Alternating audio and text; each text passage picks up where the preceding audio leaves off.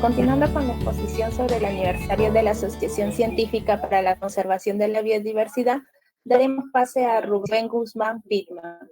Él ha desarrollado diferentes ponencias en el 2008 con el curso taller Técnicas de Naturalización de Especies Animales, Taxidermia y Conservación en la Universidad Nacional Mayor de San Marcos. En el 2010 realizó la Expo Aquarius con la fauna de las pileras de Marea Aquaries del Perú. En el 2015, el curso taller 1 y 2 sobre el curso de conservación de material biológico, taxidermia, naturalización y osteotecnia. En el 2017 realizó el curso de introducción de herpetología, taxidermia de reptiles sensulatum. Bienvenido, Rubén. Es un gusto tenerte acá con nosotros como ponente sobre el tema de diversidad de esfinges en el Valle de Río Rima. Gracias, Helen. Bueno, vamos a continuar con esta serie de megabiodiversidad de distintos grupos de seres vivos. Entonces, ahora lo que les voy a traer lo que son las esfinges del Valle Río Rímac. Es un trabajo que se he realizado hace ya un buen tiempo, desde 2008 más o menos. Y digamos que vamos a tener ya lo que son los resultados. Ya el trabajo fue publicado en 2018.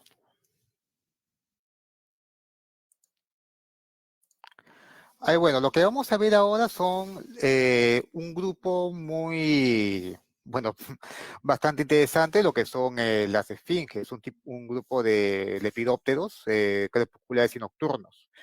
Entonces, lo que el trabajo ha logrado es, digamos, tener una primera, o mejor dicho, una visión, digamos, actualizada de todo lo que venía a ser esta familia en el Valle de Río Rímac y también en el Valle de Río Lurín, porque también como parte de trabajo hicimos algunas colectas ahí.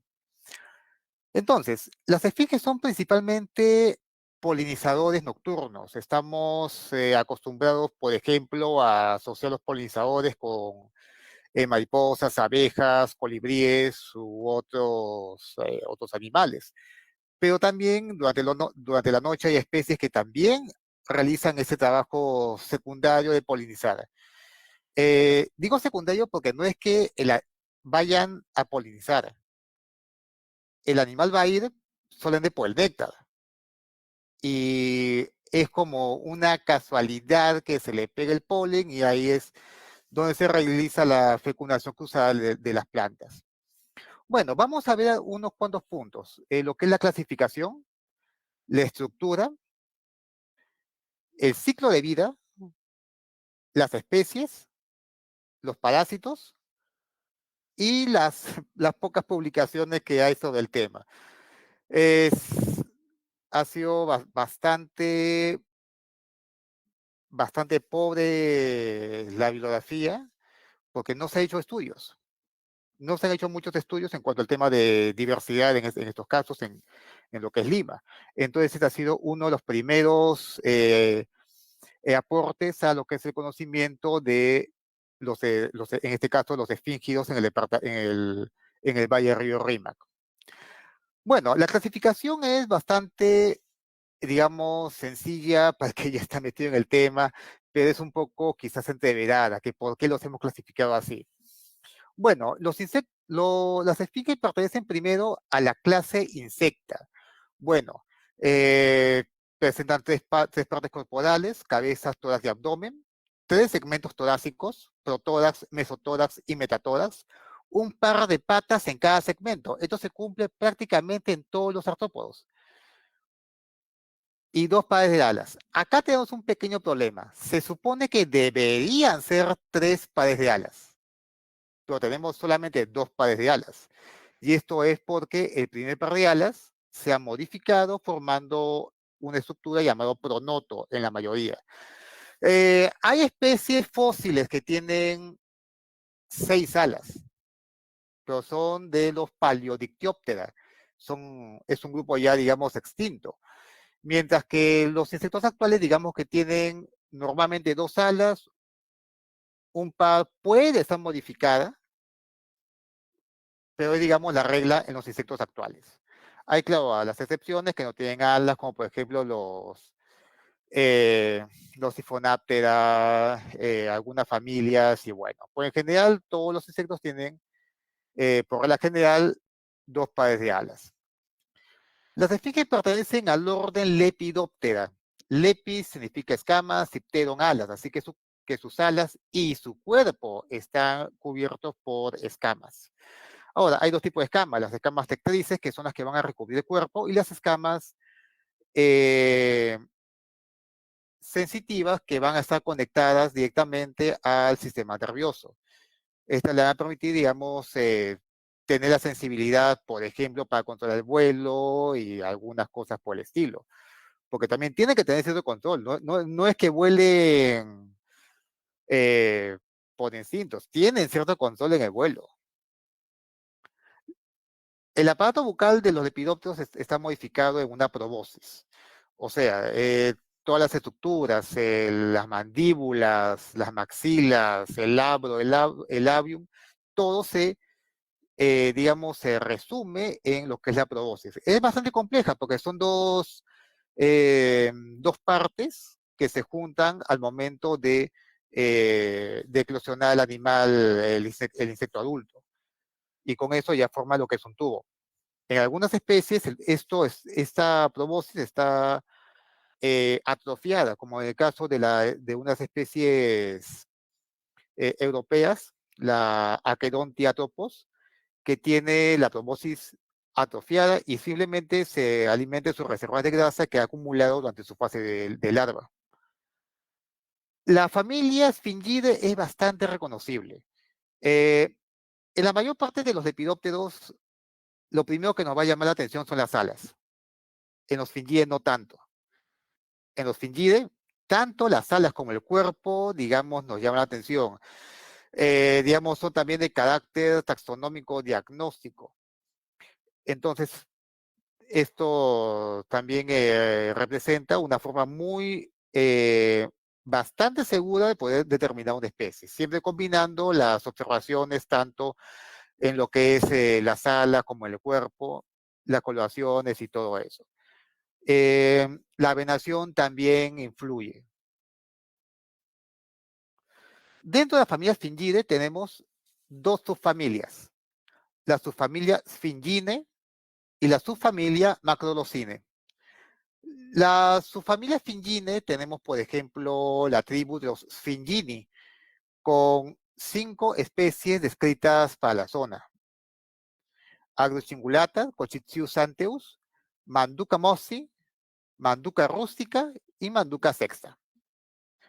Mientras que la más diversificada es la familia de los Macroglossinae, con la tribu Dilophonothini, con Elos claripes, Calionima denticulata, Erinicelo, Paquilia ficus, la tribu de los Filampellini con Eumorpha vitis y la tribu nominal de los Macroglossini con Iles anei e Iles lineata. Ahora, acá hay un pequeño tema que es bastante interesante. Inicialmente, Iles lineatas tenía dos subespecies, una subespecie neotropical y una subespecie paleártica. La paleártica, como quien dice, era la más conocida, entonces se llamaba siempre Iles lineata esa. Actualmente, digamos que las han pasado ya para la categoría de especies. Entonces, en Sudamérica tenemos la Iles lineata, la nominal, mientras que en Europa, en el Paleártico, tienen la Iles librónica, que es muy similar a la lineata, pues están, digamos, en continentes completamente separados y bueno, ya son dos especies diferentes. Todos los lepidópteros tienen más o menos una anatomía muy similar. Bueno, tienen cabeza, tórax, abdomen, en la cabeza. Vamos a ver algo bastante interesante. Vamos a tener las antenas, el ojo compuesto, los palpos maxilares, palpos labiales y la característica probóscis. Ahora, si vemos de lado la cabeza de un esfinge, es más o menos como esto. Acá tenemos una vista lateral de una manduca rústica Y vamos a ver que es el ojo que está rodeado por filamentos, o mejor dicho, por escamas filamentosas. Entonces, esto es una característica de las esfinges. Lo interesante de esto es que son dos partes. La parte superior corresponde a la cabeza en sí, a los escudos cefálicos, mientras que la parte inferior corresponde a lo que vendría a ser los los palpos labiales. Los palpos maxilares están internamente y ambos cubren la probóscis. Más o menos así se debería ver, si le quitamos, digamos, todo. Eh, Luego tenemos lo que vendría a ser el tórax. El tórax está, digamos, dividido en tres segmentos: el protórax, el mesotórax y el metatórax. Ahora, en el primer segmento torácico, en el caso de los lepidópteros, las alas, por así decir, se han modificado en forma de dos pequeñas solapas que cubren la zona de inserción de las alas. Entonces se ven ahí esas dos placas con mechones a ambos lados de las alas que, digamos, son móviles y son parte, digamos, de los escudos que en otros grupos, en otros órdenes, forman el pronoto. Las patas están divididas, digamos, en las clásicas partes del resto de insectos. De adentro hacia afuera tenemos la coxa, el trocánter, el fémur, la tibia y los tarsómeros. Ahora, entre los segmentos del tórax tenemos también algo interesante. Entre el protórax y el mesotórax vamos a tener una apertura, un espiráculo. Entre el mesotórax y el metatórax vamos a tener otro espiráculo. Estos son espiráculos de ingreso de aire. La actividad del tórax a la hora de mover las alas permite de que el aire ingrese, como quien dice, forzado al sistema traqueal, mientras que los espiráculos abdominales son los que expulsan el aire. Ahora, hay algo también interesante. El tórax está principalmente compuesto por músculos. Solamente tiene el cordón nervioso, el tubo digestivo y la arteria principal que lo recorre por el dorso, nada más. Lo demás está lleno de músculos. Mientras que en el abdomen se encuentran todos los órganos principales. En el abdomen tenemos los escudos dorsales, el pleón, o sea, los escudos ventrales, la pleura que los une y los órganos copuladores. Ahora, acá hay algo bastante interesante, y es que en las hembras, digamos que el órgano copulador está prácticamente fuera. O sea, solamente las placas que componen la coraza eh, quitinizada blanda que compone los órganos copuladores, mientras que en los machos tiene algo así como una especie de compuerta. Son dos placas grandes que se abren como si fuesen valvas y dentro están los órganos copuladores del macho. Al tórax, en ambas alas, es la base. En el margen anterior, el margen de ataque, vamos a tener en la primera parte la zona costal y luego la costa hacia el ápex. El ápex es siempre la punta. El ángulo obtuso es el tornus y todo el borde donde terminan las venas es el termen. Luego el otro lado, que no tiene un nombre así técnico, es simplemente el borde inferior del ala anterior. Igualmente en el ala posterior. La nomenclatura interna, o sea, del área en sí del ala, tiene que ver por su posición. La zona azul es el área basal, la zona celeste es el área postbasal, la zona cian es el área discal, porque está relacionada a la celda discal. Luego tenemos el área morada, que es la postdiscal, que está después de la zona discal. En la punta tenemos en rojo el área apical y debajo, en anaranjado, el área subapical. Todo el margen del termen es el área marginal. Igualmente en el ala posterior. Las venas de las alas también son importantes para saber en dónde se ubica la pigmentación principalmente. Entonces también tienen sus nombres. Las venas van a variar dependiendo de la familia. En la familia Fingidae no hay mucha variación, pero en otras lo comparamos con otras familias, por ejemplo, de Noctuide u otras, digamos que sí hay cierta variación. Entonces, la vena que está en el ala anterior, acá sí hay variación. La vena que está en el borde de ataque del ala anterior es la costal. Le sigue la subcostal.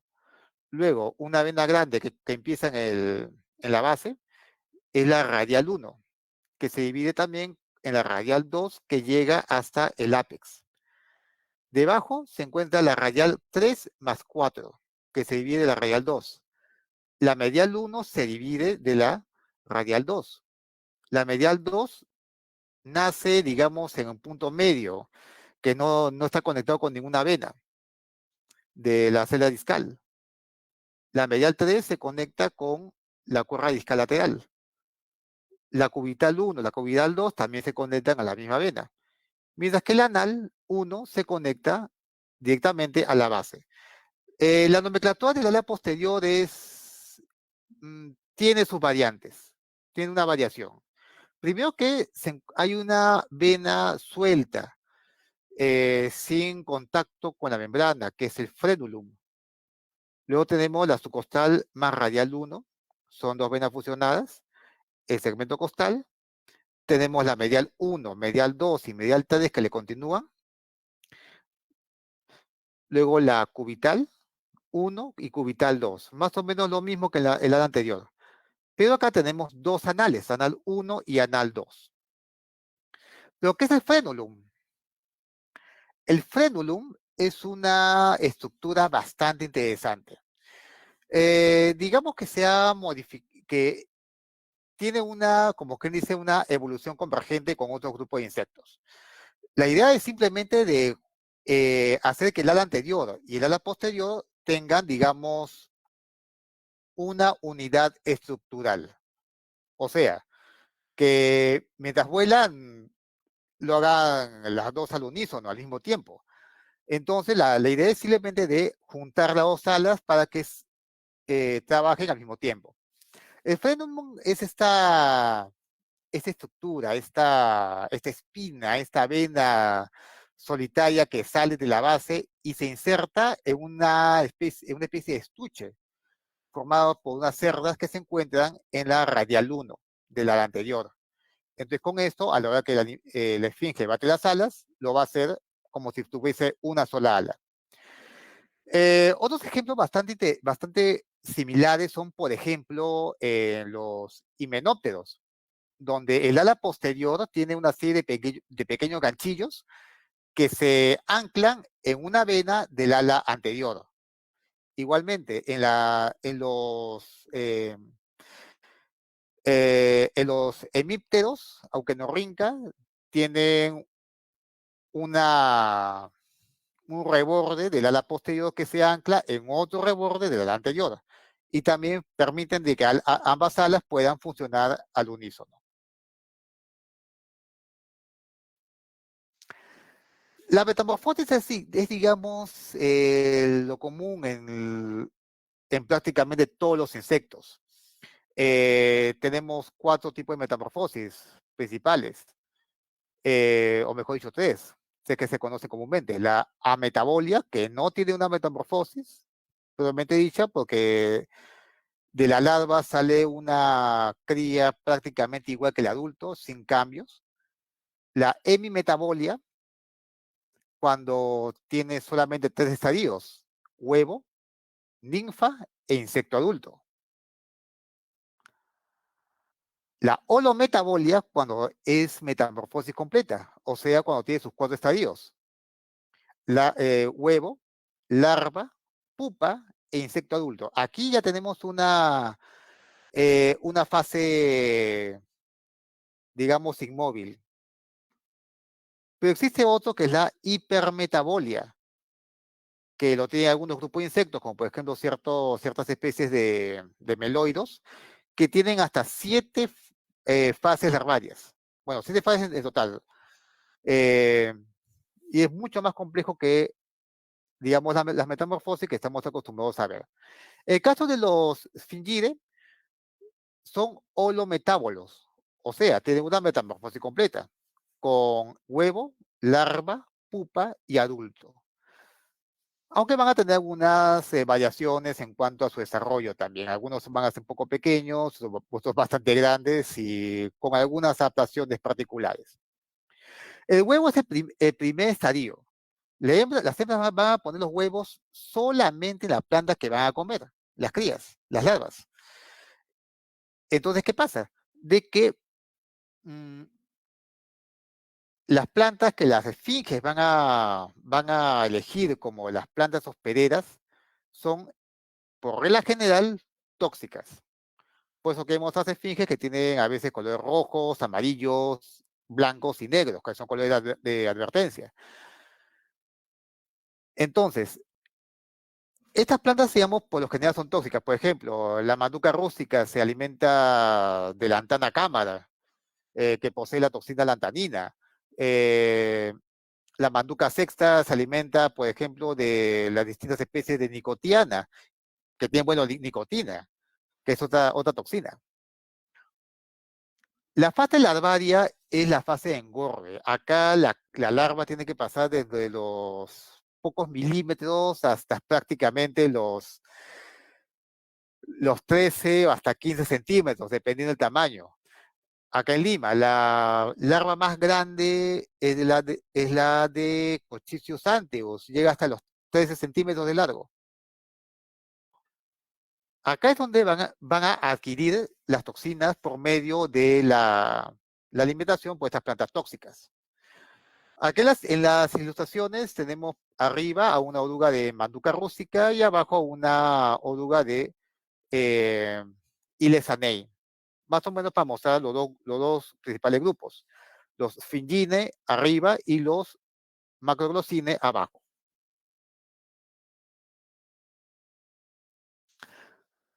Las pupas van a variar también entre ambas subfamilias. Y esto es porque tienen que desarrollar acá las características que el adulto va a tener. Ese estadio de reposo, o sea, literalmente acá el animal va prácticamente a convertirse en líquido para luego recomponerse en el insecto adulto. Claro, en realidad no es tanto así, sino simplemente se reacomodan todos los órganos internos para que al final el insecto adulto ya tenga lo necesario. Pero hay un cambio bastante drástico también, como por ejemplo en la pupa superior, que es de un Fingine, tiene lo que se podría llamar un cuerno proboscidio. ¿Por qué? Porque acá es donde se va a desarrollar la probosis, que es bastante larga. En los Fingines llega incluso a ser 2 veces más largo que el cuerpo, mientras que en los macroglossines va a ser a lo mucho la mitad del cuerpo. En este estadio ni siquiera se va a alimentar, solamente es por la grasa ya acumulada durante el estadio de larva. La mayor parte de las pupas de esfíngidos se desarrollan bajo tierra. Ellas hacen una especie como de un incipiente capullo, solamente para que se conserve una cámara subterránea, nada más. El hilo es bastante delgado y no es como un capullo de seda de los bombicoides, sino es, digamos, bastante incipiente. Solamente en la Paquilia ficus sí tiene un capullo un poco más resistente, que es visible, pero en general es bien débil estos capullos. El adulto es la etapa final. El adulto solamente vive para encontrar pareja, reproducirse y ahí acabó la cosa. Pero como protección, las esfinges adultas conservan las toxinas que las larvas han ingerido mientras se alimentaban. O sea, una manduca rústica se ha alimentado de lantana cámara, así que va a contener la lantanina. Las distintas especies de esfinges que se encuentran en Lima, digamos que son, bueno, son bastante grandes la mayoría. Hay solamente una que es bastante pequeña, pero la gran mayoría normalmente no es más o menos de unos 8 centímetros de largo, más o menos, de apertura, 8 centímetros de apertura larga. Eso es lo normal. Hay unas que son más grandes, como la Cochicius anteus, otras que son más pequeñas, como la Elos claripes. Entonces, las distintas especies de esfinges se van a alimentar eh, de especies diferentes de plantas. Muchas veces son tóxicas, otras se han adaptado a plantas que no son tóxicas, pero a veces también causan muchos daños en los cultivos. La Agrius cingulata es una especie bastante, digamos, bastante común. Se la encuentra principalmente en lo que vendría a ser Lima Metropolitana, Vitarte, Huachipa, Chalacayo, hasta Chosica. Es la única especie de esfinge que va a tener esta coloración magenta. Se alimenta de plantas del género Datura, que es una solanácea, que tiene una toxina. Eh, digamos que estas son, si bien su distribución es bastante amplia, son poco vistas. Estas son poco vistas. Más que todo porque también su coloración es bastante críptica y eso es lo que la mayor parte de las especies comparten. Es un ejemplar del 1998. Cochitius anteus es digamos la especie más grande de esfinge que se tiene acá. Se alimenta principalmente de las varias especies de Annona y Rolina membranácea. La hemos encontrado en, bueno, Lima Metropolitana, Vitarte, Huachipa, Chaclacayo y Chosica. Ahora, lo interesante de esta especie es que, bueno, es bastante grande. La proboscis alcanza más o menos 2 veces la longitud del cuerpo. Y es la única que tiene las alas posteriores transparentes. Se notó en la primera diapositiva de presentación, ahí se veía cómo están las alas transparentes, en ese caso de un macho, esta es una hembra. La larva también es bastante particular, porque tiene, digamos, la cabeza bastante alargada y con una especie como de punta en la parte dorsal. La coloración es verdosa con una característica línea oblicua blanca hacia adelante en el cuerno posterior. Todas las esfinges tienen un cuerno posterior cuando son larvas, pero en este caso, esa línea blanca es característica. Ninguna otra especie de esfinge en estado larvario tiene esa característica.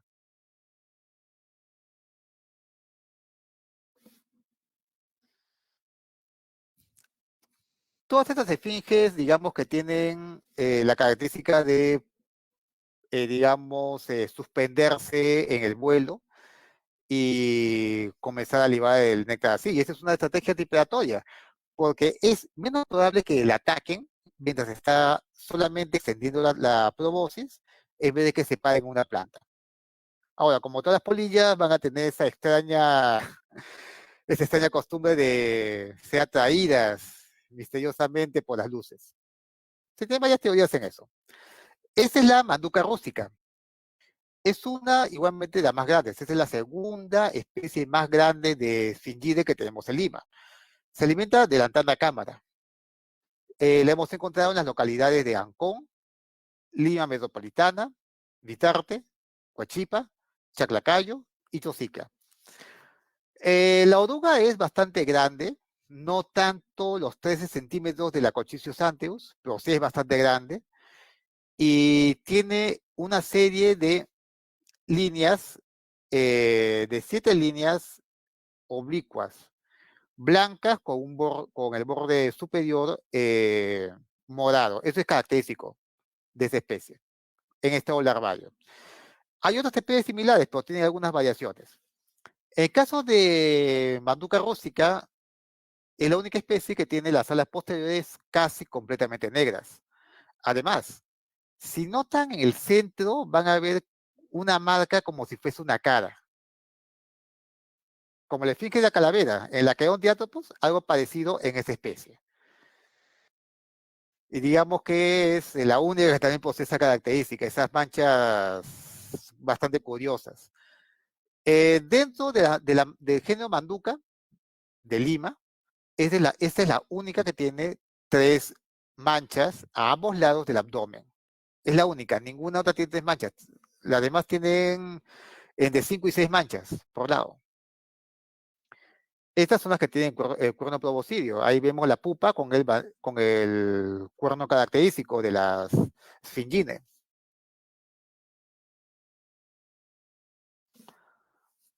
Una bastante conocida no solamente acá en Sudamérica, sino también en Estados Unidos y es bastante comercial, principalmente por lo que se la usa como alimento vivo para mascotas exóticas, es la manduca sexta.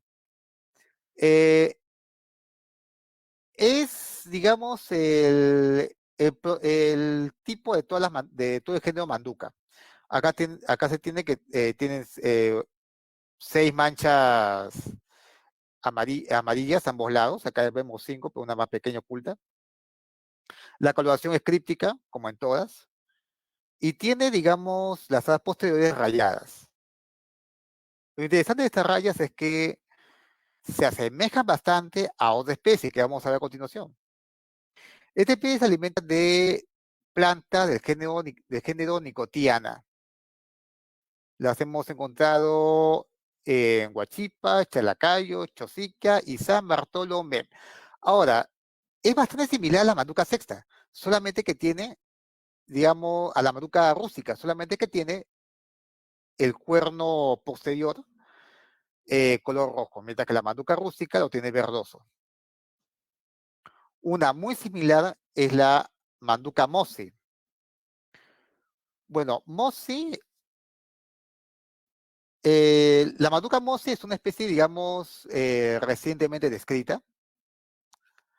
Se le dio el nombre en honor a Arthur Miles Moss, que fue un destacado lepidopterólogo de fines y principios del siglo pasado. Y lo interesante es esto, de que esta es bastante pequeña. Esta especie es bastante pequeña. Se la podría confundir con la manduca sexta, pero si uno se da más cuenta en lo que son las marcas de las alas posteriores, va a ver de que tienen bandas blancas, que no tiene la manduca sexta. Aparte que es mucho más amplia el borde grisáceo del ala. Le hemos encontrado en Chalacayo, Chosica y Santa Eulalia. La planta hospedera no se conoce, es de reciente descripción, es posible que sea nicotiana, pero no hay datos. Elops clavipes. Esta es una pequeña especie eh, de esfinge. No mide más que 3 centímetros, más o menos.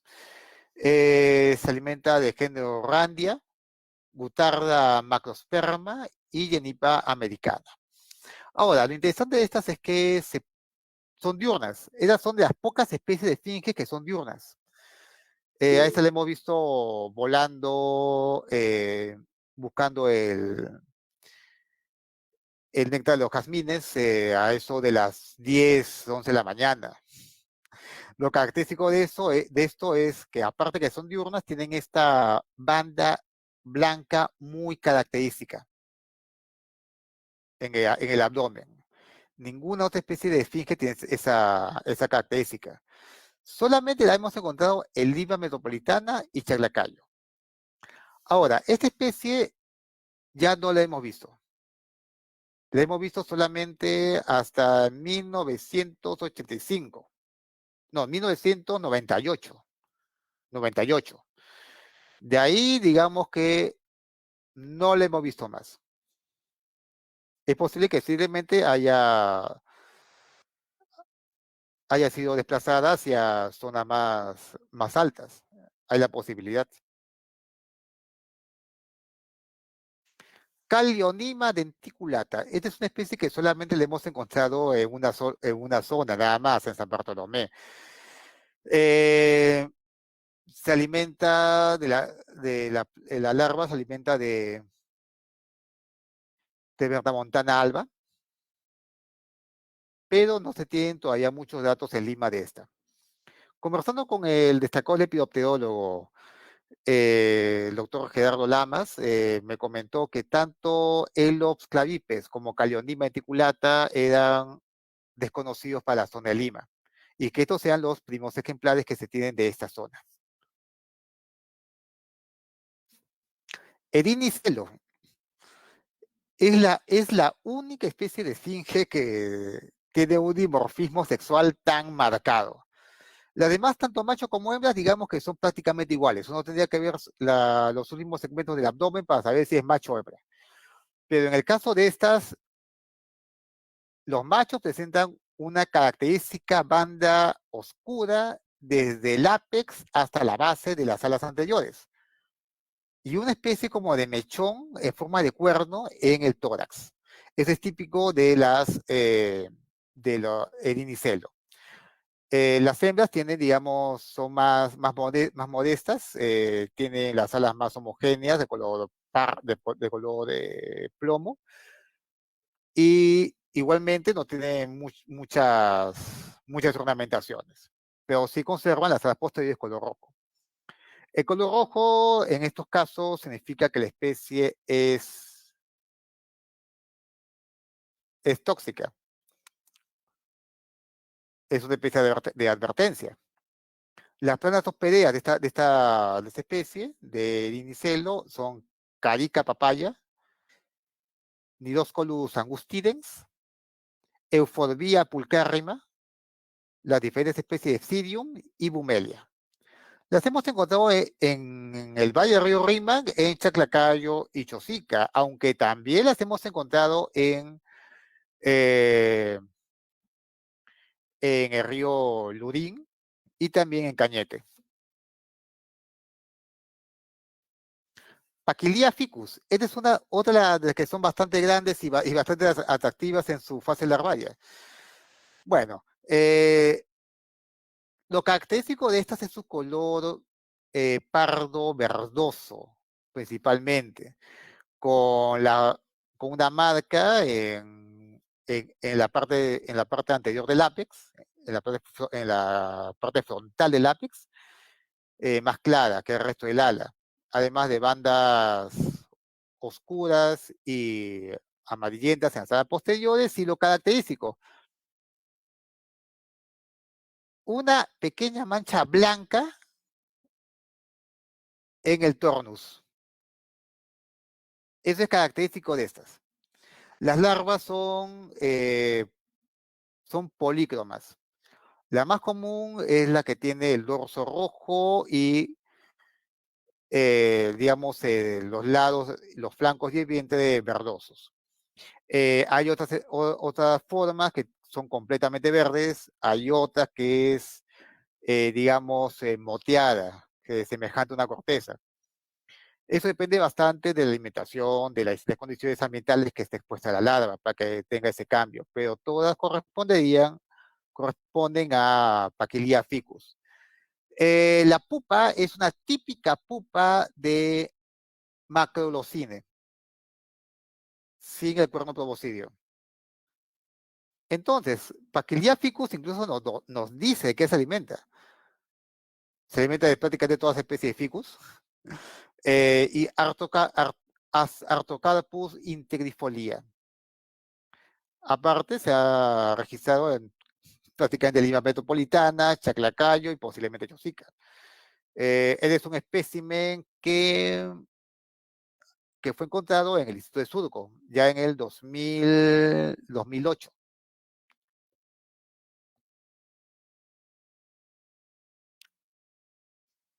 Eumorpha vitis. Esta especie es bastante extraña en cuanto a que solamente lo hemos encontrado una vez en lo que venía a ser Huachipa. Lo interesante de esta es que es la única de los Filampellini que tenemos acá en Lima. Se asemeja en parte a una Iles lineata por esa banda bien definida y por las venas destacadas en claro. Pero tiene otras bandas que, digamos, se juntan a esta y, digamos, dan otra apreciación. Aparte, las alas posteriores tienen solamente la porción posterior de color magenta. El resto del ala es color amarillento con algunas manchas, nada más. Algunas manchas y bandas. Las plantas hospedadas son varias especies de género Chissus, Ludwingia, Magnolia virginiana, Pantherochisus y Vitis vinifera. Por eso que a esta especie se la llama la esfinge de la vid, porque es plaga de la vid. Y bueno, la hemos encontrado en la localidad de Huachipa, en un solo espécimen, que este es el único espécimen que tenemos en colección de esa localidad. Iles anei. Digamos que esta es una de las más comunes entre todas las esfinges. En una de las salidas de campo que hicimos a San Bartolomé en 2008, digamos que esta fue la más común. En una pared que sacó un solo foco, había por lo menos unas 20 de estas pegadas, a eso de las 9, 10 de la mañana. Se alimenta de enotera, género enotera, las varias especies de género Lycopersicum, o Solanum también, dependiendo la clasificación. Las varias especies de género Vitis y Euphorbia dentata. Ahora, lo típico de esta especie es que tiene esas marcas negras y blancas en el abdomen, en ambos lados del abdomen. Aparte que las placas de lo que vendría a ser el pronoto están, digamos, marcadas con escamas blancas, bordeadas de escamas blancas. La parte anterior de las alas anteriores hacia el borde del medio, hacia el borde de ataque, es más clara que la posterior, con unas marcas características. Esto es típico en todas las especies del género Iles. Esto es típico, con algunas variaciones, como en Iles librónica o también en Iles lineata, que vamos a ver más adelante. Solamente lo hemos registrado en Lima Metropolitana, Chaclacayo, Chosica también, y San Bartolomé.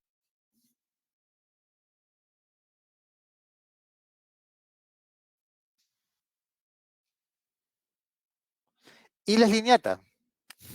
Bueno, esta foto es un poco antigua. Esta la tomé un ejemplar en 1998. Es el único ejemplar completo que tenemos de Iles lineata. Pero sí sabemos por un ala del 2008 que sí está todavía presente en la zona. Lo interesante en este caso es que, bueno, las alas anteriores son principalmente oscuras, con el margen más claro, una característica línea bien definida entre el ápex y la base, y prácticamente todas las venas están resaltadas en claro en las alas anteriores. Eso es típico. Las alas posteriores son bastante similares a Iles lineata.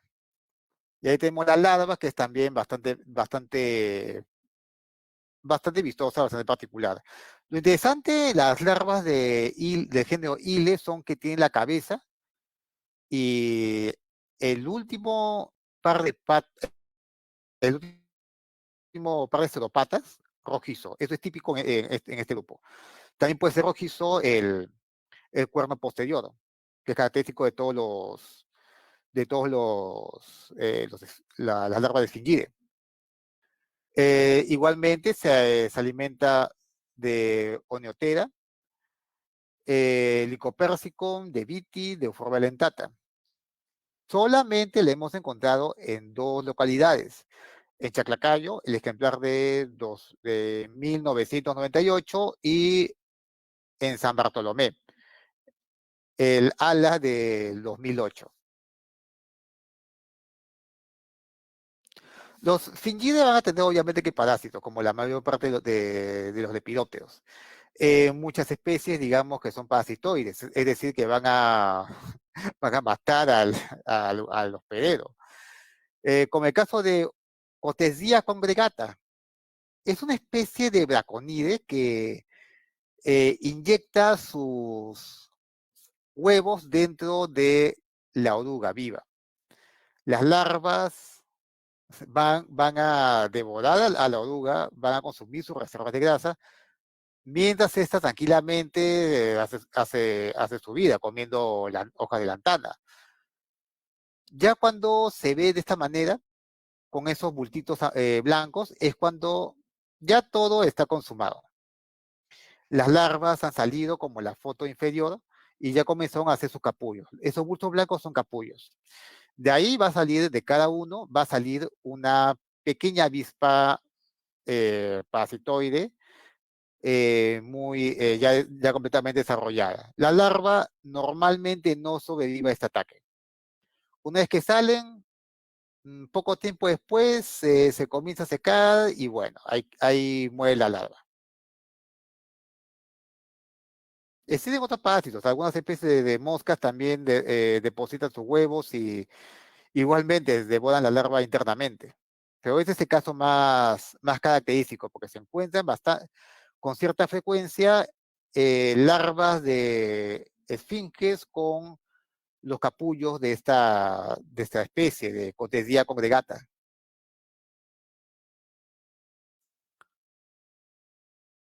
La bibliografía es, como les comentaba, muy escasa.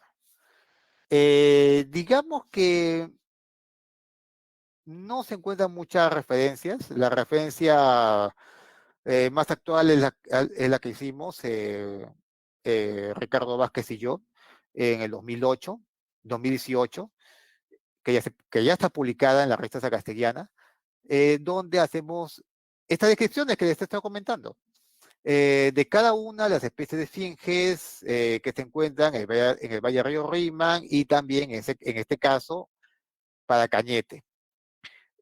Otro caso fue el artículo de Gerardo Lamas del 1981, de Arthur Miles Moss, 1873 a 1948, y los Fingidae de Lima. Prácticamente artículos no se han publicado de estos casos. Ya estos son, digamos, los dos únicos artículos que se podrían encontrar que están relacionados a lo que es Sfingidae en Lima. Aparte de algunas pocas páginas, como por ejemplo la página de Silmos Bisland, que tiene una página dedicada a Sfingidae del Perú. Más o menos de ahí también nos hemos guiado para saber qué especies son. Digamos que es bastante confiable la página y ya se ha actualizado con, digamos, páginas relativas a lo que son 2 zonas del Paleártico. Y bueno, muchas gracias. Muy bien. Muchas gracias, Rubén, por la exposición el día de hoy. No sé si habrá alguna pregunta acá en el chat.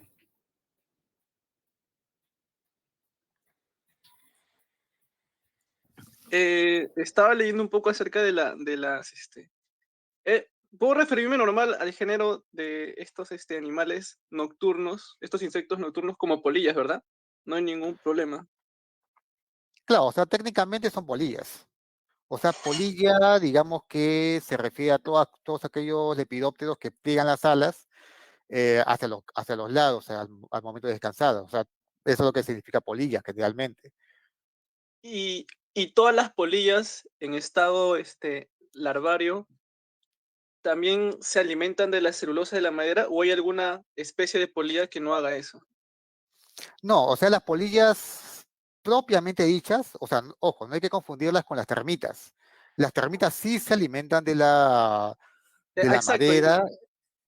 Entonces, ¿qué pasa? Que las polillas se alimentan de hojas o de cualquier otro, digamos, material que no contenga celulosa en su mayoría.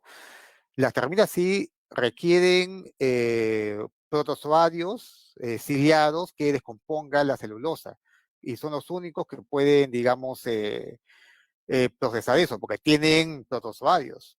Y eso en Claro. parte es de parte las emisiones de metano. Claro, porque creo que a veces cometemos un error al expresarnos. No sé, abres tu closet y sale volando una polilla y dices, se está comiendo la madera. Creo que es un error que creo que todos cometemos. No, más bien, ahí cuando uno va del closet y tiene, por ejemplo, chompas o alguna tela, lo que está saliendo son polillas, lepidópteros. Claro, claro, Pero pero también en la madera no solamente va a haber, por ejemplo, termitas, sino también va a haber los escarabajos sean vícidos. Eso sí te hacen polvo la madera. sí, claro. Esa era mi confusión porque yo, bueno, creo que uno en su ignorancia siempre pensaba de que la polilla se comía la madera. Ajá. Y creo que ese era mi, bueno, sí quería sacarme esa gran duda. Pero está bien, muchas gracias. Bueno, creo que como ya no hay más preguntas, creo que acá lo cerramos ya.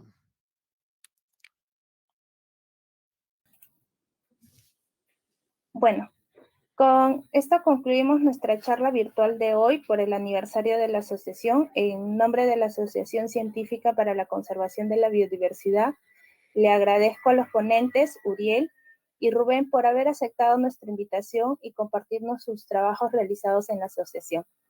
También agradecemos la participación de todo el público que nos han acompañado hoy y sigan atentos a los eventos que desarrollará la ACCB. Lo invitamos a seguirnos también en nuestras redes sociales y muchas gracias a todos y buenas tardes.